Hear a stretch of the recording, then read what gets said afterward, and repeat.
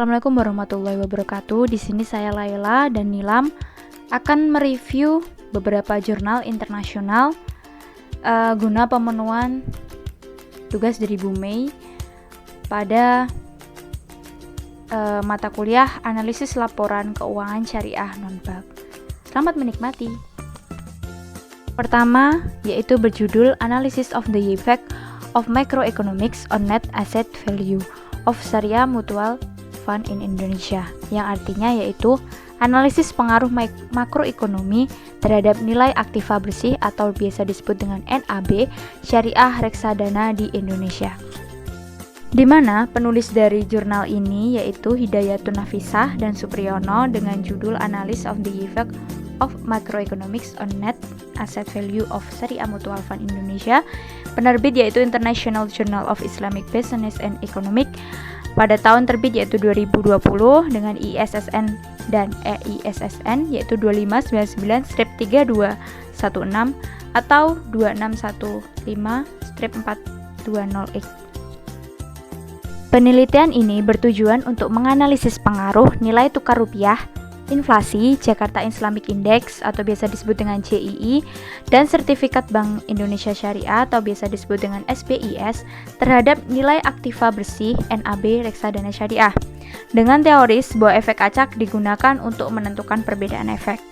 Hipotesisnya yaitu ruang lingkup penelitian ini adalah untuk melihat pengaruh nilai tukar, inflasi, JII, dan SBIS terhadap nilai aktiva bersih reksadana syariah selama periode Januari 2012 sampai Juli 2019. Data yang diambil pada penelitian ini yaitu data bulanan. Untuk populasi dan sampel pada jurnal ini yaitu objek dalam penelitian ini terdiri dari 5 perusahaan yang terdaftar di OJK dari tahun 2012 sampai 2019. Reksadana syariah yang digunakan dalam penelitian ini adalah AAA Amanah Syariah pada PT AAA Asset Management, Mandiri Investa Syariah Berimbang atau pada PT Mandiri Management Investment, Cipta Syariah Balance atau pada PT Cipta Dana Asset Management, SAM Syariah Berimbang pada PT Samuel Asset Management, dan Trim Syariah Berimbang pada PT Trimegah Asset Management. Dan untuk variabel atau pengukurnya, penelitian ini termasuk dalam penelitian kuantitatif. Analisis regresi data panel digunakan untuk menguji hipotesis dalam penelitian ini. Dalam limitasinya, penelitian ini mengacu hanya pada 5 perusahaan saja yang terdaftar di OJK dari tahun 2012 sampai 2019. Untuk hasil dari jurnal ini yaitu menyimpulkan bahwa nilai tukar rupiah, inflasi, JII, dan SBIS berpengaruh terhadap NAB reksadana syariah secara simultan. Sebagian nilai tukar rupiah yang tidak stabil dianggap berdampak pada faktor produksi perusahaan dan mempengaruhi validitas harga saham. Hal ini menyebabkan investasi tidak lagi diminati investor sehingga menurunkan nilai investasi yang berdampak pada menurunnya NAB reksadana. Inflasi menurunkan pendapatan real masyarakat dengan pendapatan tetap juga akan menurunkan nilai kekayaan dalam bentuk uang, sehingga masyarakat akan lebih memilih untuk menginvestasikan uangnya dalam bentuk aset real yang akan mengakibatkan berkurangnya investasi di pasar keuangan dan pasar modal, menurunkan nilai NAB reksadana syariah. Sedangkan untuk JII menggambarkan kinerja saham yang merupakan salah satu portofolio reksadana syariah. Jika nilai indeks JII naik, maka peningkatan portofolio reksadana syariah jenis saham juga akan meningkat, yang akan berdampak pada peningkatan nilai aset bersih reksadana syariah. Dan untuk SBIS tidak mempengaruhi NAB reksadana syariah, karena hubungan antara SBIS dengan NAB reksadana syariah serta hubungan antara suku bunga dan harga saham adalah negatif atau berlawanan arah. Jika suku bunga naik pada tingkat dan yang memadai, maka investor akan mencoba memindahkan investasinya dari saham ke deposito. Sekian untuk review jurnal yang pertama. Selanjutnya akan diterangkan oleh teman saya Nilam.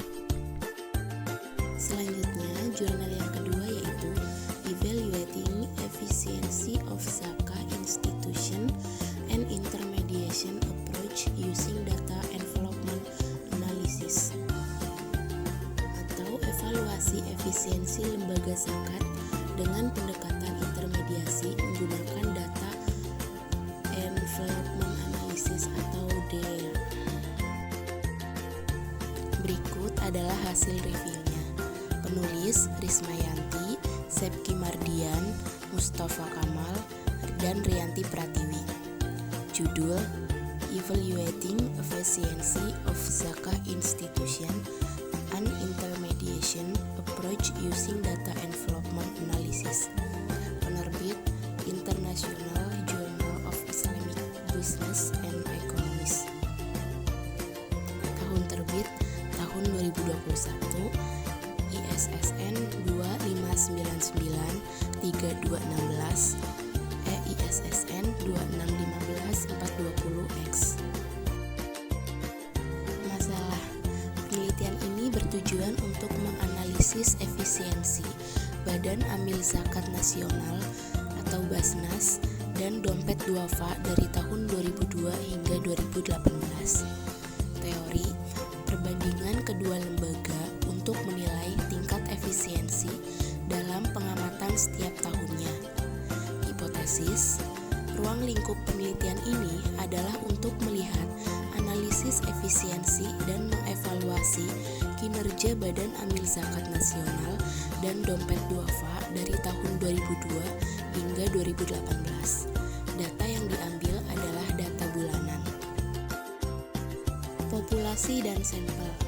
Objek dalam penelitian ini terdiri dari data sekunder yang dikumpulkan dari Basnas dan laporan keuangan dompet duafa dari tahun berdirinya sampai dengan tahun 2018. Variabel atau pengukur. Penelitian ini merupakan penelitian kuantitatif dengan pendekatan non-parametrik data envelopment analysis, yaitu model CCR 1978 dan BCC 1984. Penelitian ini menggunakan pendekatan intermediasi dengan orientasi keluaran. Limitasi. Penelitian ini mengacu hanya pada lembaga Badan Amil Zakat Nasional dan dompet duafa dari tahun berdirinya, yaitu mulai tahun 2002 hingga tahun 2018. Temuan atau hasil yang didapatkan dari jurnal tersebut antara lain: 1. Hasil penelitian ini menyimpulkan bahwa efisiensi kedua lembaga zakat sebagian besar terjadi pada tahun-tahun sebelum 2007. Tingkat efisiensi masih jauh dari kata optimal dan menunjukkan Basnas dan dompet duafa lebih banyak dalam kondisi DRS. 2. Basnas mencapai skor efisiensi atau konstanta 100 pada tahun 2005 dan 2007. Sedangkan pada tahun 2003 hingga 2004 terjadi peningkatan efisiensi teknis dengan adanya CRS asumsi yang terlihat signifikan. 3. Terjadi penurunan yang signifikan pada tahun 2007 sampai 2008. Pada tahun 2007, Basnas memperoleh skor efisiensi optimal 100%, kemudian turun menjadi 55% pada tahun 2008. Berdasarkan asumsi CRS dan VRS, terjadi penurunan efisiensi yang signifikan sebesar 45% pada tahun tersebut. 4. Pada pendekatan intermediasi, terdapat kondisi IRS dan DRS di Basnas. Selanjutnya, IRS terjadi pada awal 2002 sampai 2014 dan 2006. Sedangkan DRS terjadi dari 2008 sampai 2018.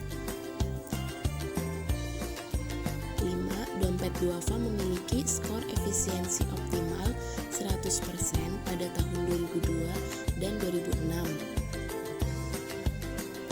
Pada tahun 2002 hingga 2005, dengan asumsi CRS dan VRS, skor efisiensi dompet duafa menurun sedikit.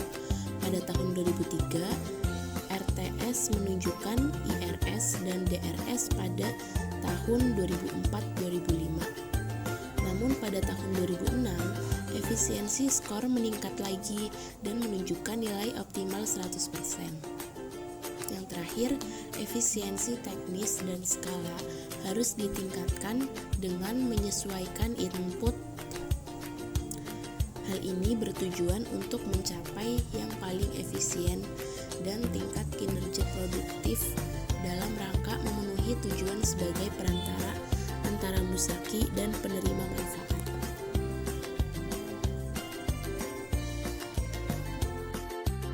Cukup sekian yang dapat kelompok kami sampaikan. Semoga bermanfaat.